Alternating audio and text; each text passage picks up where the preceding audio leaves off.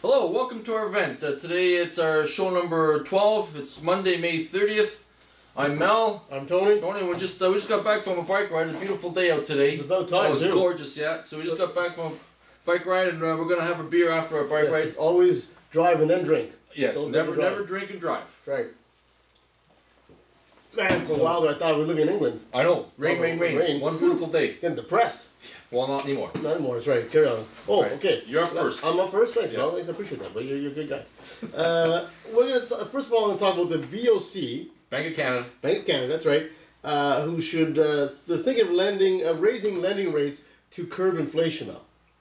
Get out. Get out. So Didn't we talk about that? We did talk about that. But I don't understand why we always have to screw the little guy when it comes to curbing inflation. You know, why do we have to raise interest rates to curb inflation? Yeah. Why don't we just lower gas prices? No, yeah, how about that? You know, and it says here in the report, the federal government said it's on track to return balanced budgets by the 2014-2015 fiscal year. Well, no wonder with the price of gas and the amount of profits they make off the gas prices. Yeah. No wonder I could balance out my budget too if I was making some money on gas. Yeah. Who couldn't? You know, but these guys, I don't understand, Mel. You know, I can't understand how either my brain's too small, or I don't. Could be, or I don't have a grasp of the big picture. You know, because I've been in business now for 21 years. Yeah. Okay.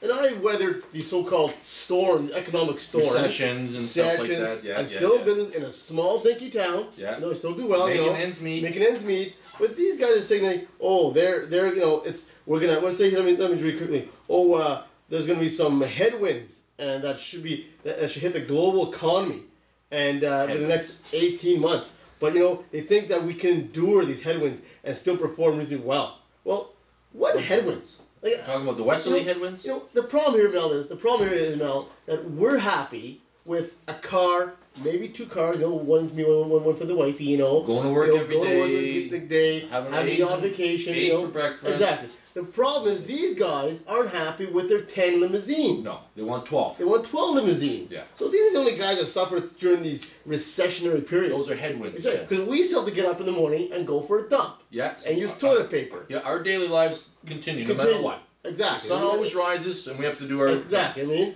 and it's saying here like, the top challenge, Mel, the top challenge is, as she said, is the widespread unemployment which affects more than 50 million people of the OECD area. Okay. And what's OECD? Well, it's the Organization of World Economic Cooperation. That's hard. Okay? You say that again. Can't say it 5 times, let alone 2 times. But like, are these 50 million people that she's talking about?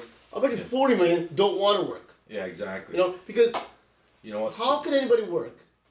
That and then like I live in Canada. It's a great country. Don't get me wrong. Okay, but I don't understand how they figure out how are you gonna get that work ethic if you pay them so much on unemployment and so much on welfare that it doesn't make sense to go to work half the time. Or refugee status. A refugee status. It doesn't make any sense. Doesn't make any sense. Why am I going to help dig a ditch for $10 an hour? Just unemployment for $10 an hour. Yeah. It doesn't make any sense. So that breeds other unemployed bastards. You know what I mean? Yeah.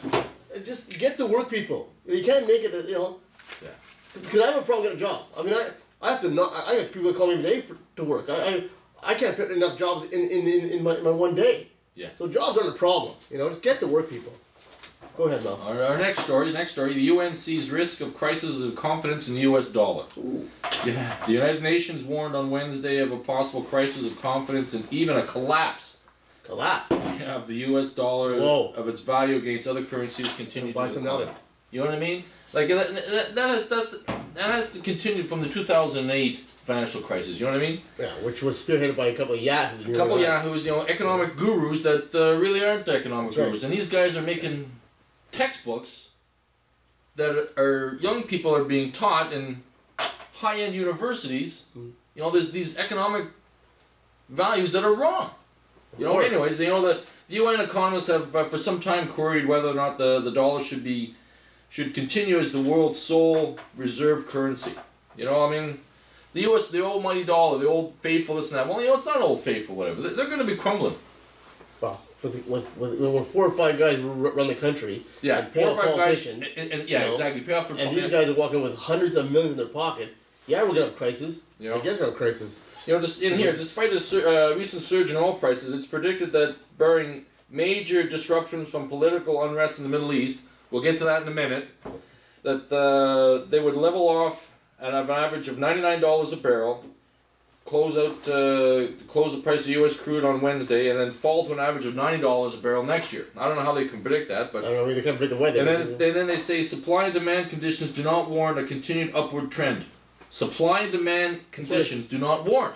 So why are we still paying? Because we're getting gouged now. Exactly. We're getting gouged. We should be paying less than $1 a liter. You know, that's just $1 a liter. Yeah.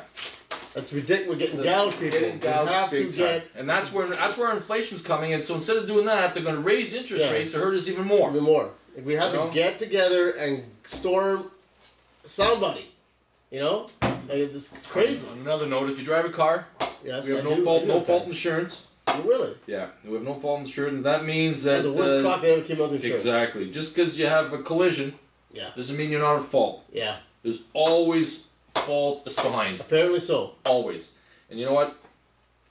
Even if you're insured, if the police says that you're not at fault, Right. you know, there's an accident, they're called and they say, okay, you're not at fault. If your insurer deems that you're still at fault, you're going to pay. Your insurance rates are going to go up. Even if the police says you're not at fault, even if you try and fight it in the, The courts? the courts, Well, let me tell you my story.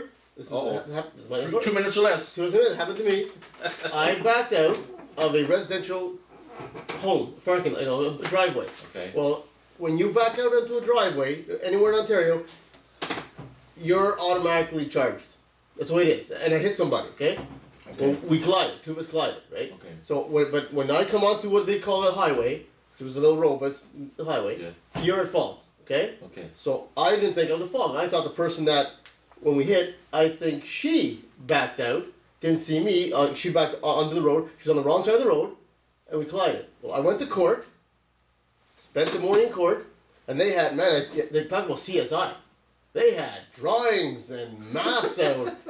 I thought I killed somebody, you know? Couldn't believe it. But anyway, long story short, I got exonerated.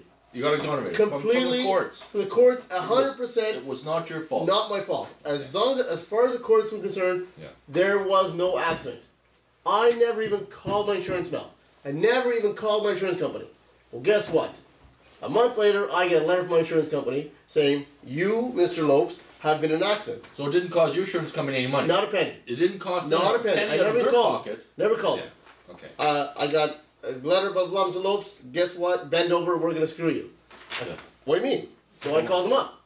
I said, Mr. blah, blah, blah, you know? Yeah, yeah. Black sheep. Black sheep. Yeah. What's this about? Well, you were in an accident. What accident? I never called you. The lady's insurance company called them. They took the word of their other insurance company. Only because it was going to cost you more money. That's And why. screwed me. I said, no, but Mr. Insurance guy, I went to court. I was exonerated of no accident. He goes, well, but that's not the court see it. That's not how we see it. Well, then what are the courts for? What are the courts for there? What are the courts for? I got off completely. Yeah. I said, I never even called you. I did not cost you guys a single penny. Yeah. They still double my insurance rates. Guess what? I'm not with them anymore. Is that crazy? That costs a lot of money. You know, I was just looking at an article the other day where a seismologist Yes. in Italy Really, I didn't get it. is being charged with manslaughter What? because he did not accurately predict an earthquake and people died. What? Are you serious? That's what I read the other day. Holy man. And the question of the day was, do you think that seismologists should be held accountable if they could not accurately predict earthquakes? And I said, of course not. It's absurd. If you take that Logic, yeah. logic, then the politicians should be held liable for recessions. Exactly. And they should be thrown in jail. That's it, because they're for fraud. Exactly. Yeah, yeah. Are you kidding me? And actually, people said, "Oh, yeah, they should be held accountable." Can they accurately predict volcanoes?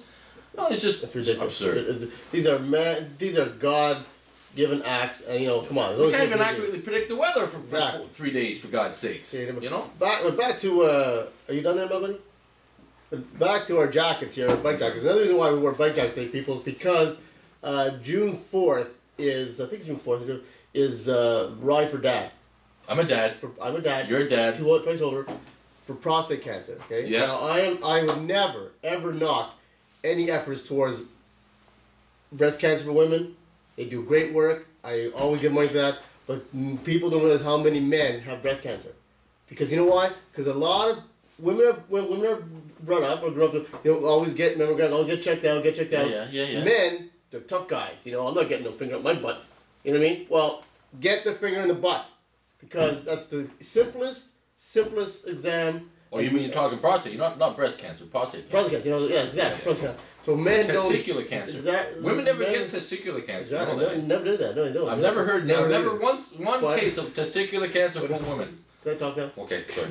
But get your prostate checked, man, and support Ride for Dad. On that note, cheers.